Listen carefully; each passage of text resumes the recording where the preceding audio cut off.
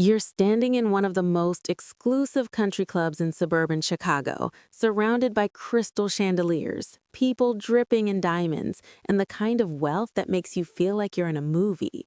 Everyone is toasting your upcoming wedding, smiling those perfect, polished smiles.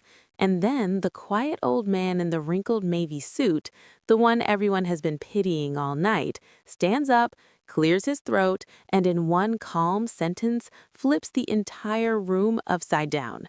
Suddenly, the people who looked down on him are pale. The ones who offered him charity are speechless.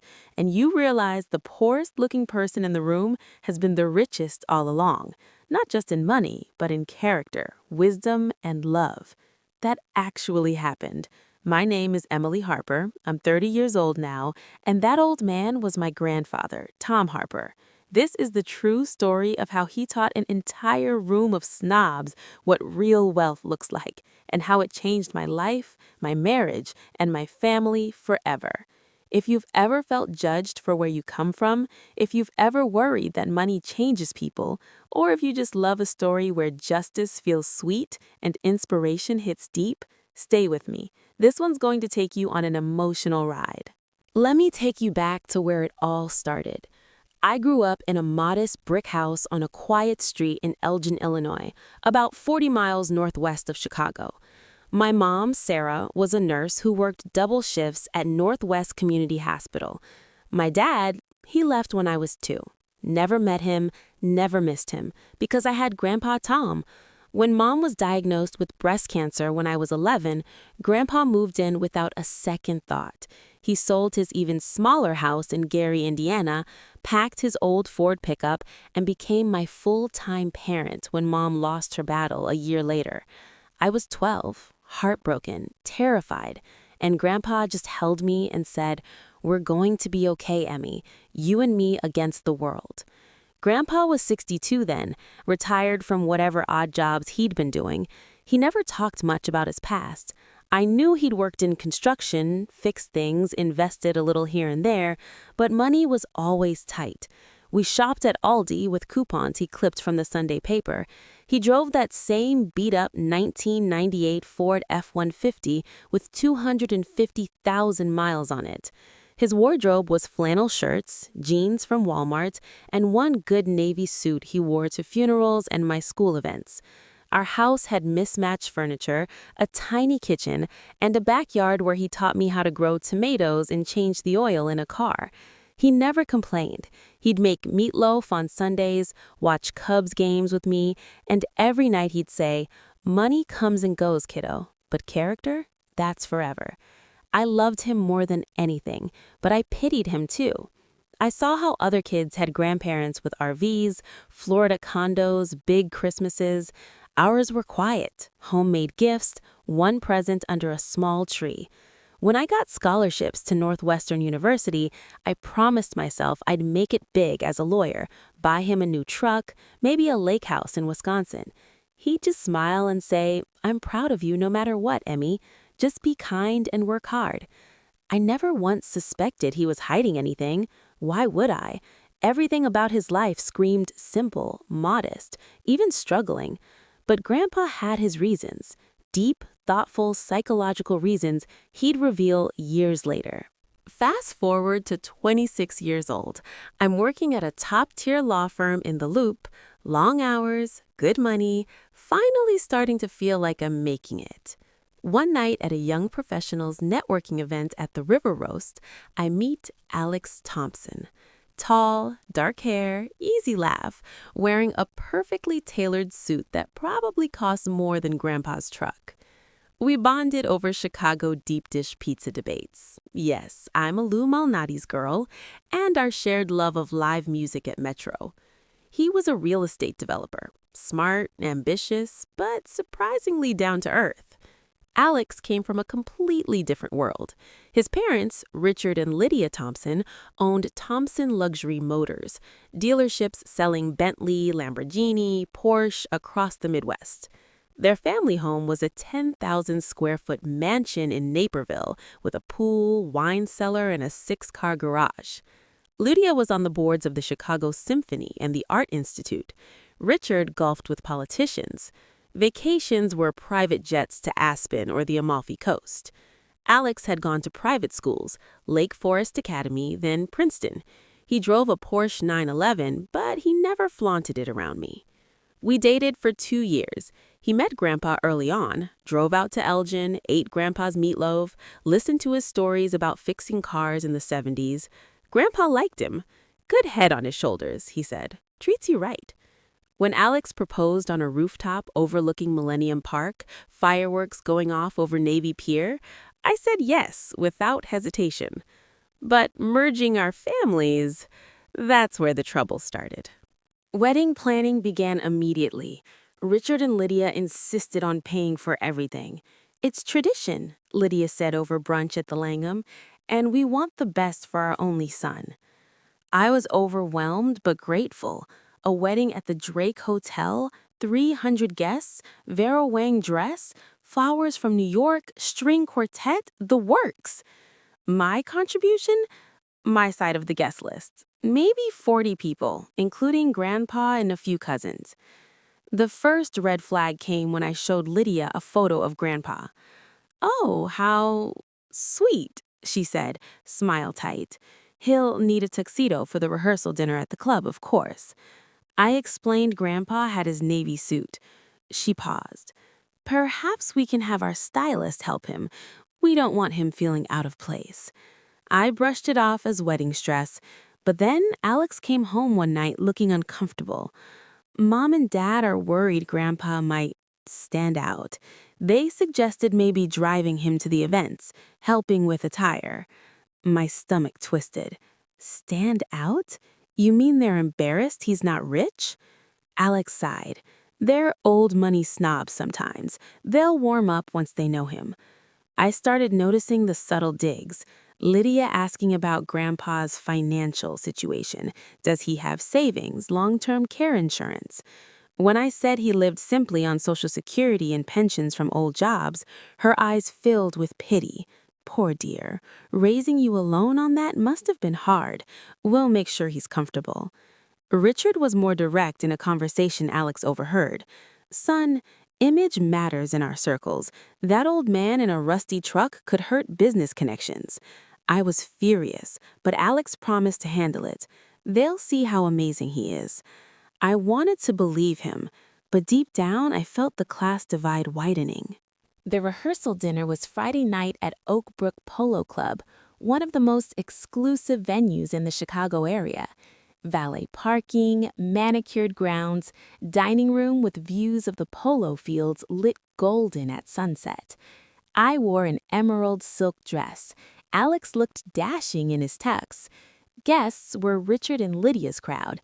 CEOs, surgeons, hedge fund guys, women in couture. Grandpa arrived last. His old Ford rattling up to the valet stand drew stares. He stepped out in his navy suit, clean, pressed by him that morning, but undeniably old, shiny at the elbows, tie slightly crooked. He carried a small wrapped box, his gift to us. I ran to hug him. "Grandpa, you look great." He chuckled. "Cleaned up best I could, kiddo." But as we walked in, I saw the looks. Whispers. Lydia's smile froze for a split second. She pulled me aside almost immediately. "Emily, darling, perhaps we seat Tom with some of the other, less central guests, for his comfort?" I stood firm. "No, he's at the head table with us." Alex backed me up. Dinner began. 5 courses, sommelier paired wines costing hundreds a bottle. Grandpa sipped water, ate slowly, smiled politely. But the comments started. Richard, loud enough for the table. "Tom, what was your profession again?" Grandpa answered humbly. "Jack of all trades. Construction mostly, some investing on the side. Retired now." Richard nodded patronizingly. Blue collar, honest work. Social Security keeping you afloat?" A few awkward chuckles. Grandpa just smiled. "Gets me by." Lydia reached over, patting Grandpa's hand like he was a child. "You poor thing, living alone in that little house in Elgin.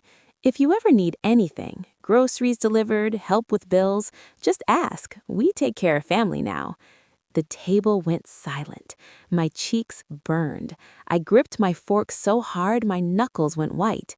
Alex shifted uncomfortably. Then the boasting began.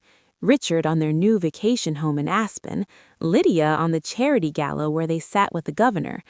A friend asked Grandpa if he traveled. "Not much," he said softly. "Happy right here in Illinois. Roots run deep." More pitying looks. How quaint. One socialite leaned in. "That truck outside, vintage?" Grandpa laughed. "1998, still runs like a champ." They tittered. Another slipped him a $100 bill for gas home tonight. He pocketed it with a quiet thank you. I was ready to explode, but Grandpa caught my eye and gave the tiniest shake of his head. "Wait." Dessert came. Gold-dusted chocolate souffle that cost more than Grandpa spent on groceries in a week. Lydia leaned over again, voice syrupy sweet. "Tom, we've been thinking. After the wedding, perhaps a small monthly allowance for you, say $1,500, so Emily doesn't have to worry. We know raising her alone on limited means was a sacrifice." It was the ultimate insult, charity to buy silence, to keep the poor relative out of sight. Everyone stared. I opened my mouth to unleash hell when Grandpa spoke first, voice calm but carrying authority for the first time that night. "That's real generous, Lydia, but let's table that for now.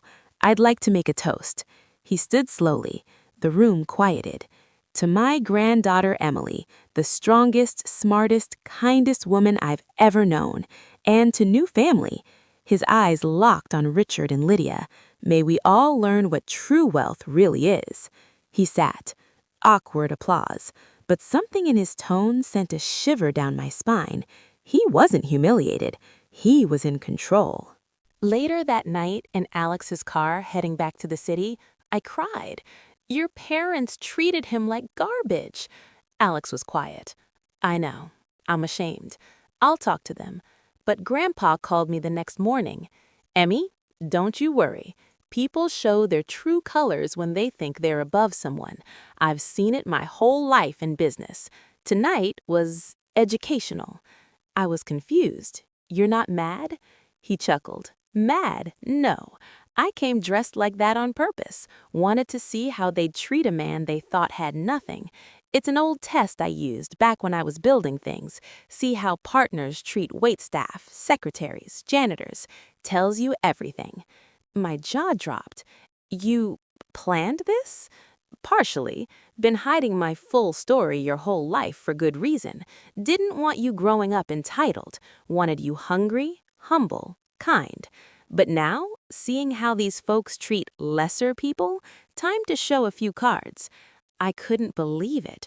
Grandpa explained a little psychology he'd learned over decades. Power dynamics reveal character. Studies from Harvard's Grant Study, one of the longest on human happiness, show wealth past a certain point doesn't increase well-being. It's relationships, purpose, integrity. Rich people often suffer more anxiety, isolation, because they chase status instead of connection. He wasn't going to ruin the wedding, he said, but tomorrow, at the reception, he'd speak his truth if the moment felt right. Suspense built in my chest. What exactly was he hiding? Saturday dawned perfect. Crisp fall air, blue skies over Lake Michigan. The Drake Hotel ballroom was transformed into a fairy tale. Thousands of white orchids, candlelight, the city skyline twinkling through floor-to-ceiling windows. I was in the bridal suite, surrounded by bridesmaids, makeup artists, Lydia fussing over every detail. Grandpa came to see me alone before the ceremony, still in his navy suit. I hugged him tight. "Whatever happens today, I love you." He kissed my forehead. "Love you more, kiddo. Proud doesn't cover it." The ceremony was magical. Grandpa walked me down the aisle, hand steady on mine. When the officiant asked, "Who gives this woman?" Grandpa's voice rang clear. "I do, with all my heart." There wasn't a dry eye. Vows, rings, kiss. We were married. Reception time. Cocktails, dancing, joy. Toasts began.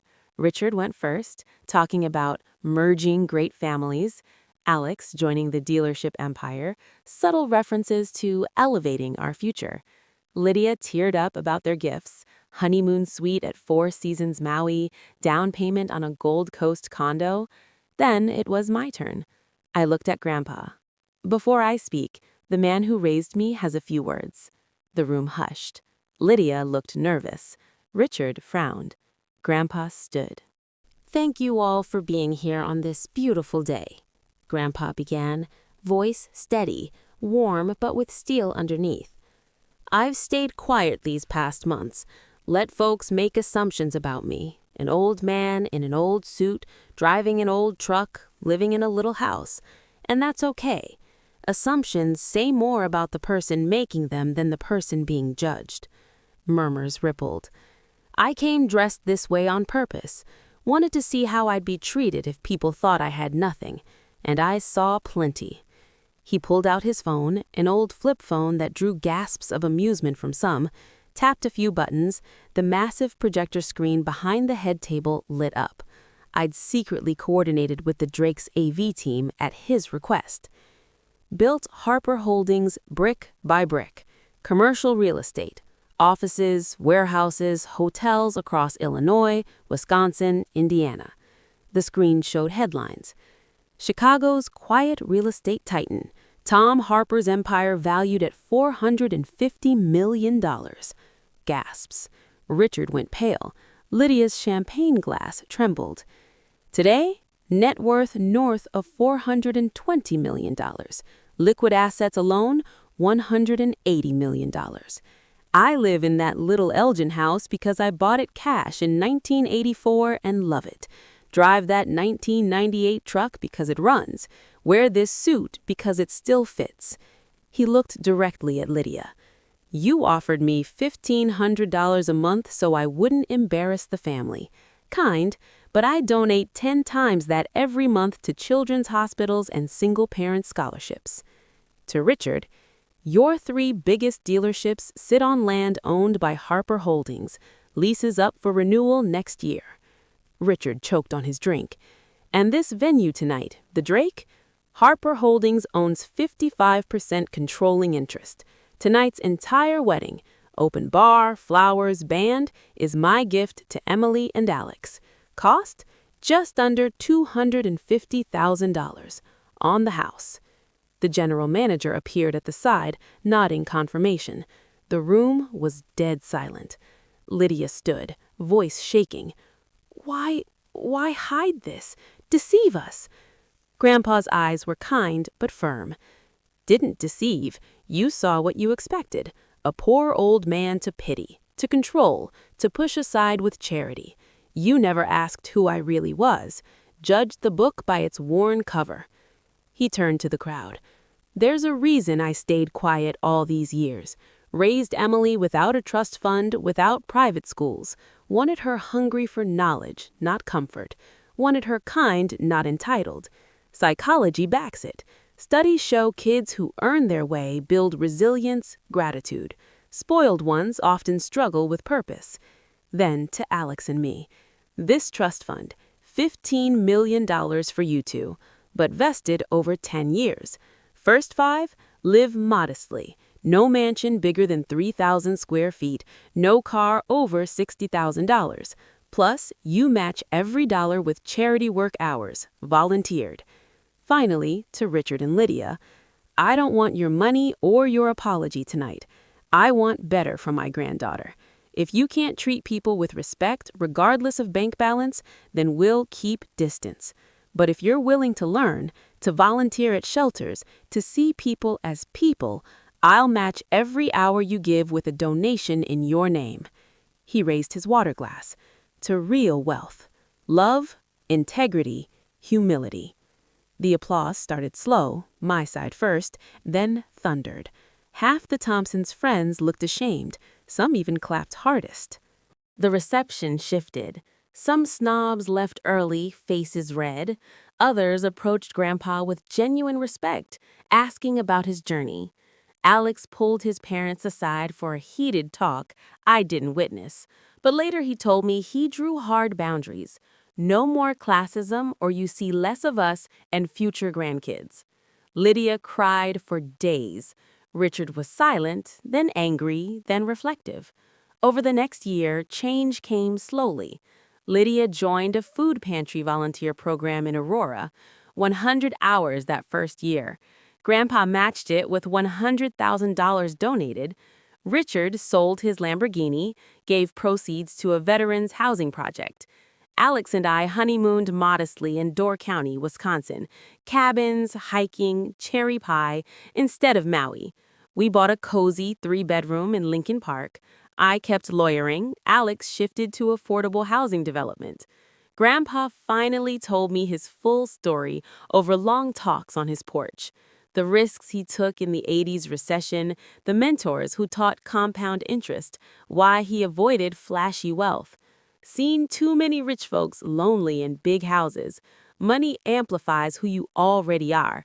I wanted to be a good man first. He shared actionable wisdom I now live by. Live below your means, save 30 to 50% if you can. Invest consistently, S&P 500 index funds, real estate if you understand it. Give quietly, 10% of income to causes you care about. Judge slowly. Everyone has a story you don't know. Happiness formula, strong relationships plus purpose plus health equals money past comfort. 5 years later, Alex and I have a toddler daughter, Sarah, named after my mom.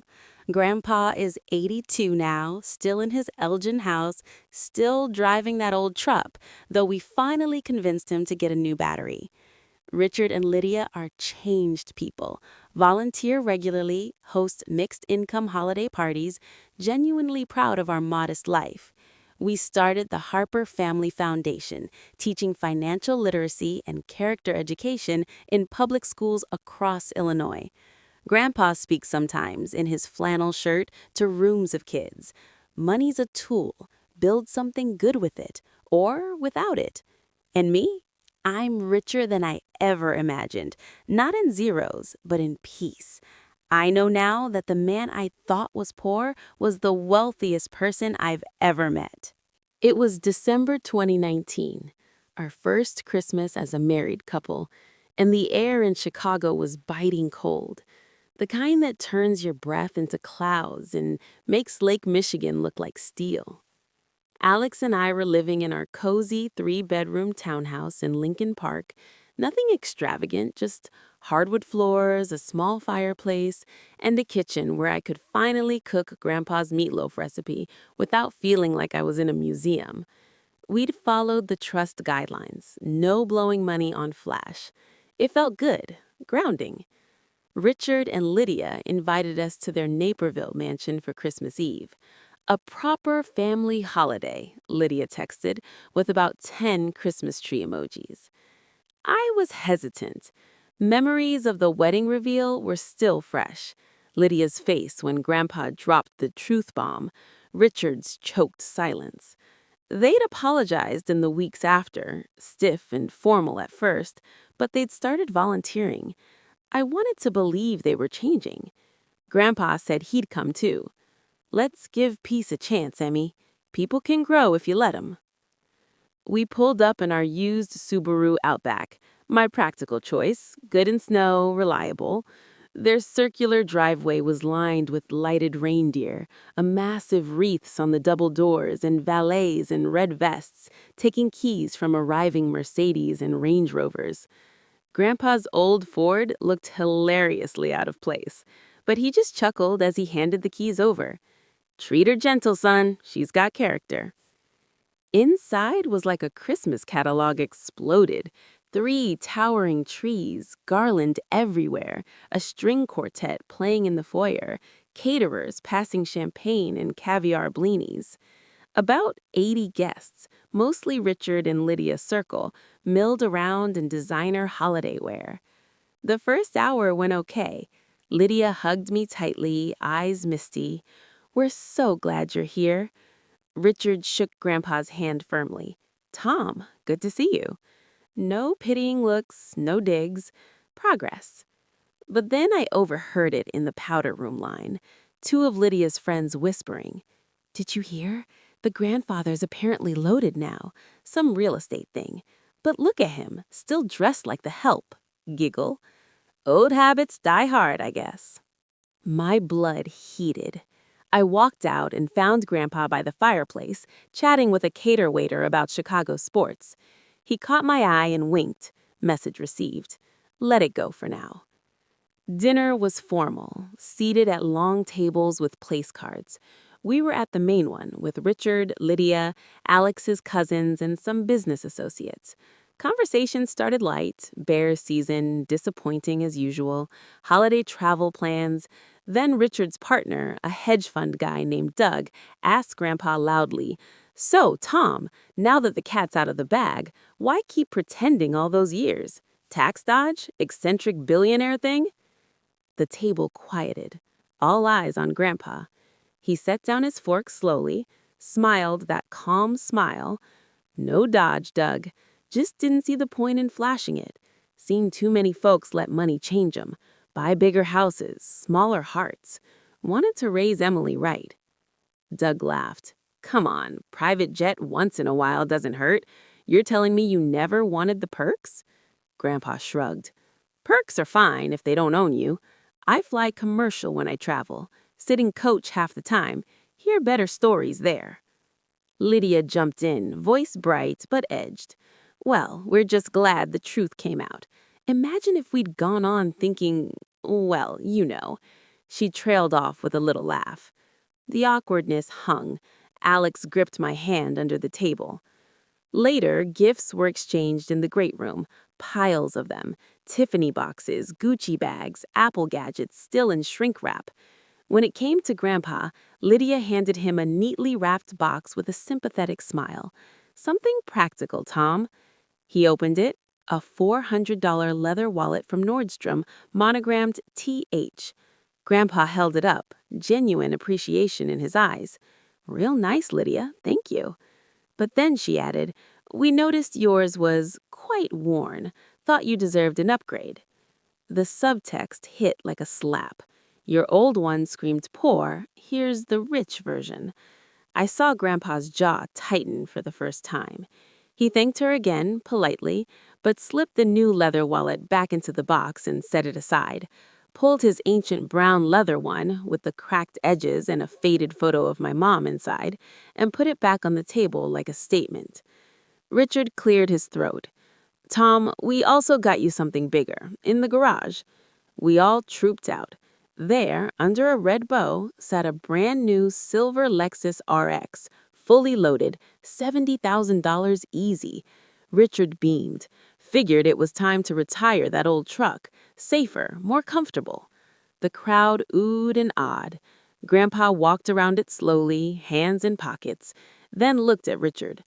Beautiful machine. Appreciate the thought, but I'm keeping my Ford. Richard blinked. It's a gift, Tom, no strings.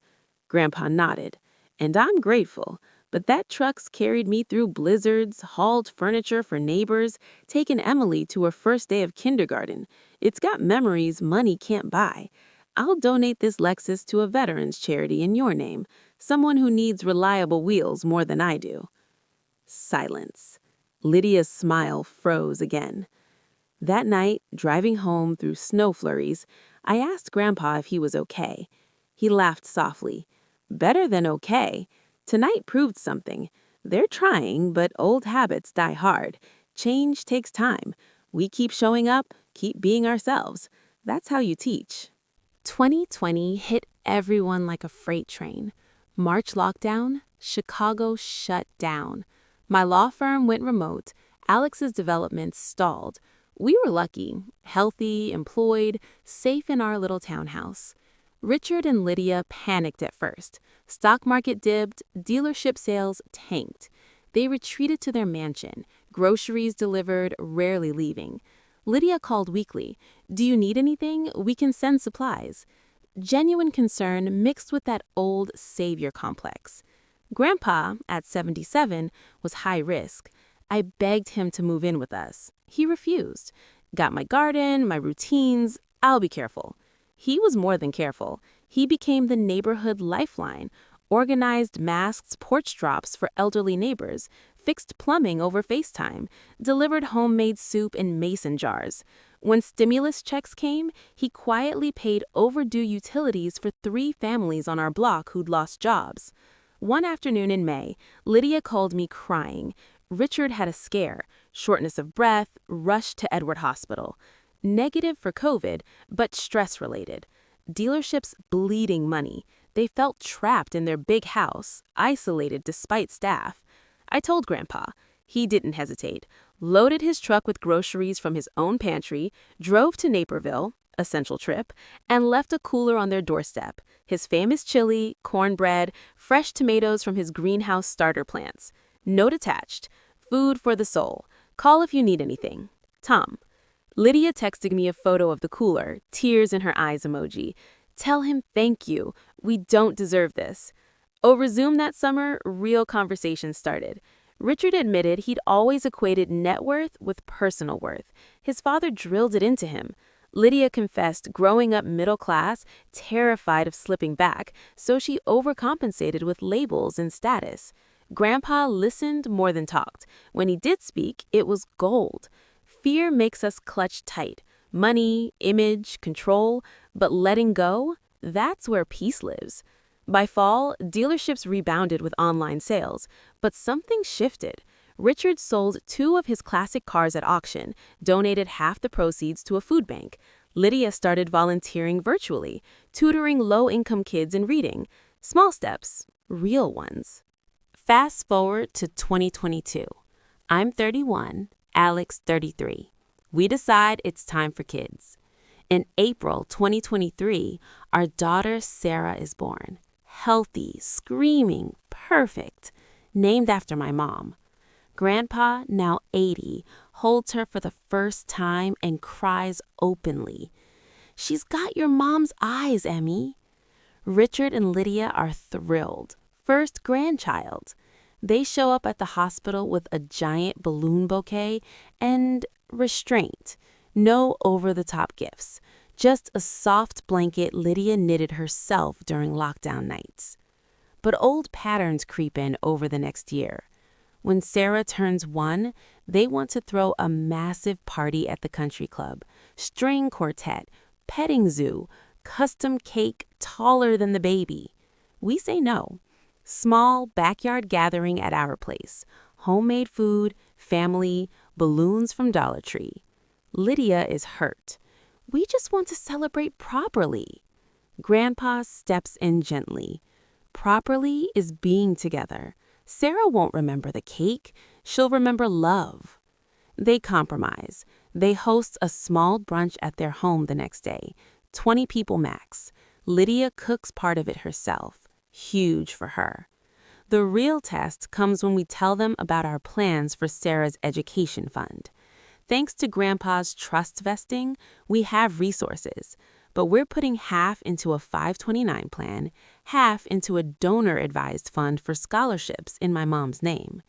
Richard's instinct, why not private school? Best education money can buy.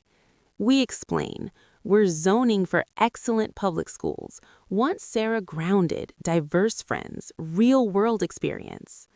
Long silence. Then Lydia says quietly, we thought money fixed everything, but watching you two, maybe it doesn't. That Christmas, their gift to Sarah is simple.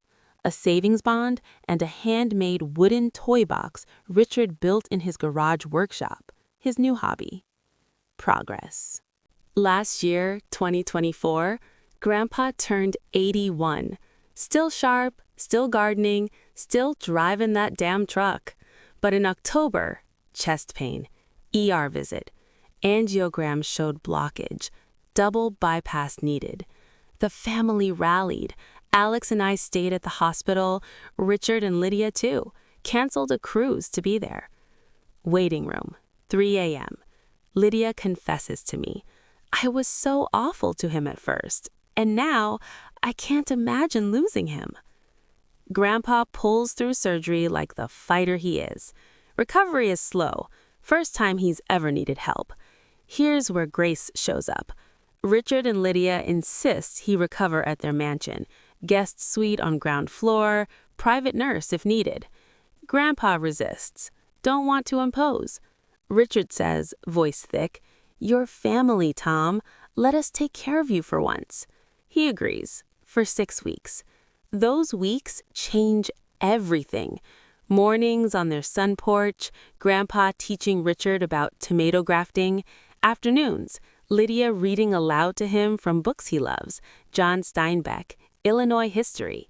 Evenings, quiet talks about life, regrets, forgiveness. One night, I overhear Richard tell Grandpa, "I was intimidated by you after the wedding, thought money was power, but you have something bigger, peace. I've been chasing the wrong thing my whole life." Grandpa replies, "Never too late to change course, son." When Grandpa moves back home in December, Richard helps him carry boxes in the old truck. No lecture about upgrading, just respect. Here we are, 3 years after that explosive wedding reveal. Sarah is 2.5, obsessed with Grandpa's garden and his old truck rides around the block. We're gathering at his Elgin house tonight for early Christmas. Chili on the stove, Cubs blanket on the couch, mismatched ornaments on a real pine tree we cut ourselves. Richard and Lydia are coming too, bringing homemade cookies, Lydia's new specialty, and a board game. No valets, no caviar, just family. Grandpa's health is stable. He still donates quietly, mentors young entrepreneurs from tough backgrounds, refuses interviews about his wealth, lives exactly as he chooses. Alex and I run the Harper Family Foundation full-time now, teaching kids in Chicago public schools about money smarts and character. Compound interest one day, empathy the next. And the lesson that started with one old Navy suit at a wedding? Real wealth isn't a number. It's who you are when no one's watching. It's how you treat the waiter, the janitor, the person you think has less than you. It's choosing peace over status, love over control, humility over ego. Grandpa taught us that by living it every single day. So wherever you are this holiday season, whether you're in a mansion or a studio apartment, driving a Lexus or a '98 Ford, remember this. The richest person in the room might be the quiet one in the corner. And true wealth, it's built one kind act, one honest moment, one forgiven mistake at a time. Thank you for coming on this journey with me. If it touched your heart, made you think about your own family, or reminded you what matters most, share it. Hit subscribe if you want more real stories like this. Drop in the comments, what's one way you've seen money change people, for better or worse? From our simple Elgin living room to yours, Merry Christmas. Love wins. It was July 2025, one of those perfect Illinois summers where the air smells like fresh-cut grass and barbecue smoke drifts through every neighborhood. Grandpa turned 82 in June. We threw him a quiet party in his backyard, picnic tables borrowed from neighbors, hot dogs on the grill, homemade ice cream churned by hand. Sarah ran around in a little sundress chasing bubbles, and even Richard and Lydia showed up early to help set up folding chairs. Grandpa looked good, thinner since the bypass, but steady on his feet, eyes still sharp. He spent the afternoon telling stories to a circle of kids from the block, how he once fixed a tractor with baling wire during a harvest in 1959, how he bought his first property with $3,000 saved from overtime at the steel mill. No mention of the millions, just lessons wrapped in humor. That night, after everyone left and Sarah was asleep on his couch, Grandpa called Alex and me into his small living room, the same room where he'd helped me with homework, where we'd cried together the night my mom died. He sat in his old recliner, hands folded. "Got something to tell you both," he said quietly. "Been thinking on it for months." My heart skipped. At 82, any big talk feels heavy. He pulled out a thick folder from the side table, the kind with the elastic band, worn from years. "This is the full Harper Holdings portfolio. Every property, every account, every trust document." Alex and I exchanged glances. "I'm stepping away," Grandpa continued. "Not dying tomorrow, Lord willing, but I'm done managing it day to day. Hired a new CEO last year, sharp woman from the South Side who started as a receptionist and worked her way up. She's ready. He slid the folder toward us. And I'm transferring controlling interest to the Harper Family Foundation, effective January 1st, 2026. The whole thing, properties, cash, investments, goes into a perpetual trust. Profits fund scholarships, affordable housing, financial literacy programs, small business grants for single parents. No more private wealth for the Harpers. I was speechless. Grandpa, that's hundreds of millions. He nodded. Exactly. And it'll do more good helping thousands than sitting in one family's accounts. I've lived comfortable my whole life. Never needed more. Alex found his voice. What about us? Sarah? Grandpa smiled. You two get the house in Elgin, paid off forever. The truck if you want it, and a modest trust. Enough for emergencies, college for Sarah and any siblings, retirement. But capped. No yachts, no private islands. You've already proven you can live well without excess. Tears filled my eyes. You're sure? Surer than I've ever been. Seen what unchecked money does. Turns good people fearful, competitive, empty. Richard and Lydia are proof it can change, but slow.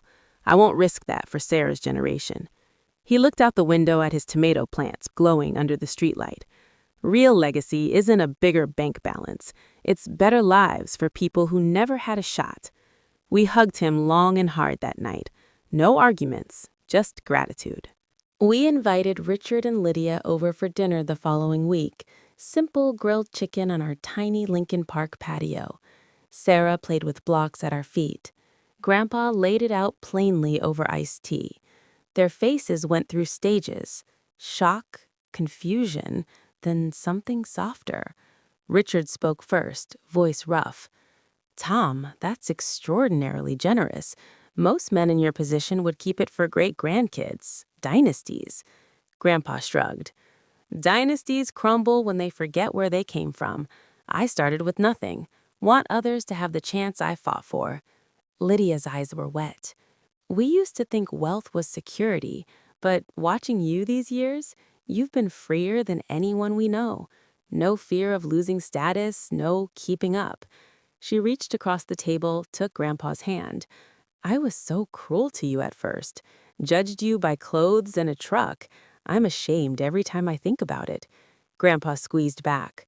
Water under the bridge, Lydia. You've shown up since. Volunteered those hours, learned names at the food pantry, treated the cashier at Jewel like a person. That's redemption. Richard cleared his throat.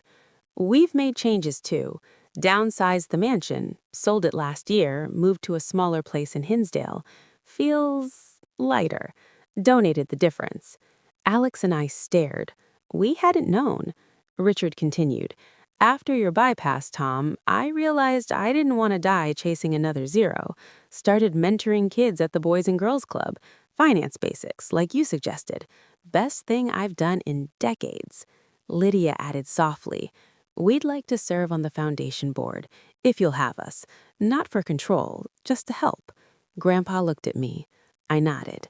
Welcome aboard, he said. But board members volunteer time, same as everyone. They smiled. Real, unguarded smiles. April 2026. Sarah turns 3. We host at the Elgin House, now officially the Harper Homestead, preserved in the foundation charter as a community gathering space. 50 people show up. Not billionaires, but scholarship recipients, single moms Grandpa helped, kids from the foundation's programs, neighbors, us. Potluck style. Everyone brings a dish. Richard grills burgers in a plain apron. Lydia arranges wildflowers she picked herself. Grandpa sits on the porch swing with Sarah on his lap, reading her favorite book about trucks. No bouncy castle, no designer cake, just laughter, stories, and a sheet cake from Costco with Happy Third Sarah in blue icing. One teenager, a foundation scholar headed to U Chicago, asks Grandpa shyly for a photo. You're the reason I'm going to college, sir. Grandpa waves it off. You're the reason I just opened a door. That night, fireworks from the neighbor's yard light the sky. We all sit on blankets in the grass. Sarah falls asleep against my chest. I look around. Former strangers, now family. Wealth measured in connection, not commas. Tonight, as I record this final part for you, it's exactly December 22, 2025, the date stamped at the top. Snow is falling soft and steady outside Grandpa's window. The house smells like cinnamon from the cookies Lydia dropped off earlier. Grandpa asked me to read something to you, all of you watching, listening, reading this story. He wrote it by hand, in his careful block letters on simple lined paper. I'll read it now. To anyone who's ever felt less because of money, or more because of it, I lived 82 years watching people chase what glitters and miss what shines. I hid my money not to deceive, but to protect what mattered: love without strings, respect without price tags, peace without performance. I learned the hard way, lost friends to envy, saw families fracture over inheritances, watched good hearts harden behind gates.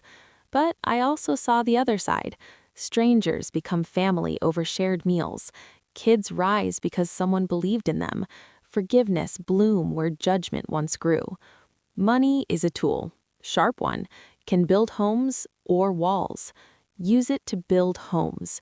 If you have little, know you can still be rich in dignity, generosity, joy. If you have much, remember it's borrowed. Pass it forward before it owns you. And always, always treat the person in the old suit like they might just be the wisest one in the room, because sometimes they are. With love from a simple house in Elgin, Tom Harper.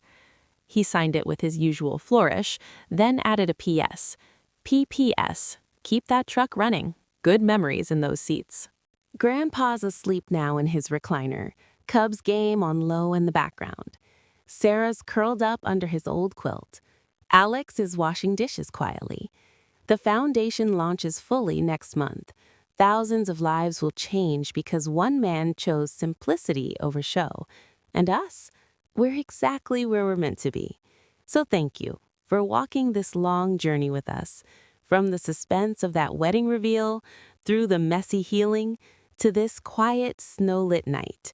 If this story made you cry, laugh, think, or hug someone tighter, mission accomplished. Real wealth isn't hidden in bank vaults. It's right here, in love that endures, character that stands, lessons that last. From our family to yours, Merry Christmas, Happy Holidays, and may 2026 bring you the kind of riches no money can buy. It's tonight again, December 22, exactly 1 year after Grandpa wrote that letter I read to you last time. The snow is heavier this year, blanketing Elgin in a thick white hush. The old Ford sits under a tarp in the driveway, finally retired after 28 years and 312,000 miles. Grandpa said it earned its rest. We're gathered in the living room of the Elgin house, the Harper homestead, as the foundation sign out front now reads. Same mismatched furniture, same faint smell of coffee and wood polish. But the walls are lined with new photos. Scholarship graduates in caps and gowns, groundbreaking ceremonies for affordable apartments in Gary, Indiana, kids holding certificates from financial literacy camps. Sarah, now 3.5, is on the floor stringing popcorn for the tree while singing Jingle Bells off-key. Alex is helping Richard hang outdoor lights, something Richard never did at the mansion because the decorators handled it. Lydia is in the kitchen with me, rolling out dough for cinnamon rolls, flour on her apron, laughing when the dough sticks to her fingers. Grandpa is in his recliner, wrapped in the quilt my mom made decades ago, watching us all with that quiet smile. The foundation is thriving. In its first year, 184 full-ride college scholarships awarded to first-generation students. 320 units of affordable housing built or renovated in Illinois and Indiana. 4,200 kids through Money Smarts programs, learning budgeting, investing, credit, and the difference between wants and needs. And a new partnership with Chicago Public Schools to teach character economics, Grandpa's phrase, alongside math. Richard and Lydia are co-chairs of the volunteer committee. They've logged over 800 hours each, mentoring teens, packing food boxes, even leading garden workshops using Grandpa's tomato secrets. No one calls it charity anymore. They call it community. Last month, November 2026, Grandpa got a letter in the mail, handwritten on simple stationery, from a man named Daniel Ruiz in Aurora, Illinois. Daniel wrote that in 1998, when he was 19 and about to become a father, he was days from eviction. A stranger paid his back rent anonymously, $1,200. The landlord said only, "A man in an old Ford truck dropped off cash, said to tell you to keep fighting for your kid." Daniel never forgot. He worked 2 jobs, put himself through trade school, started a small HVAC business, raised 3 kids, all college graduates now. He enclosed a check for $10,000, his way of paying it forward to the foundation. Grandpa read the letter aloud to us, voice cracking only once. "That's why," he said simply. "One quiet act ripples forever." There have been dozens of letters like that this year. People Grandpa helped anonymously over decades, finally connecting the dots. Gas bills paid in winter, medical co-pays covered, a used car bought for a nurse working nights. He never kept records, just did what felt right. 3 weeks ago, Grandpa turned 83. We kept it small again. Backyard fire pit, s'mores, stories. That night, he gathered us on the porch. Me, Alex, Sarah on his lap, Richard and Lydia on the steps. "Got one last thing," he said, pulling a small wooden box from his pocket. Inside, the keys to the old Ford. "I'm done driving," he announced calmly. "Doc says it's time. Eyes aren't what they were, reflexes slower." We'd known it was coming, but hearing it hit hard. Then he handed the keys to Sarah. "These are yours one day, little one, when you're 16. Truck's going in the garage till then. Every dent, every scratch has a story. You'll learn to drive in something that earned its keep, not something that just looks pretty." Sarah clutched the keys like treasure. To Richard and Lydia, "And you two, take the Lexus I never drove. Sell it, donate it, whatever the foundation needs." Lydia started crying quietly. Richard just nodded, eyes red. To Alex and me, "You've got everything you need. The house, the modest trust, each other. Don't chase more. Protect this. Family, peace, purpose." He looked around at the snow-dusted yard, the warm lights in the windows, all of us together. "This is the richest I've ever been." Back to right now. December 22, 2026. The cinnamon rolls are cooling on the counter. Sarah is asleep on the couch, keys to the old truck clutched in her tiny hand. Grandpa is telling Richard about the best soil mix for spring tomatoes. Lydia's asking me for Mom's meatloaf recipe, says she wants to make it for the shelter volunteers next month.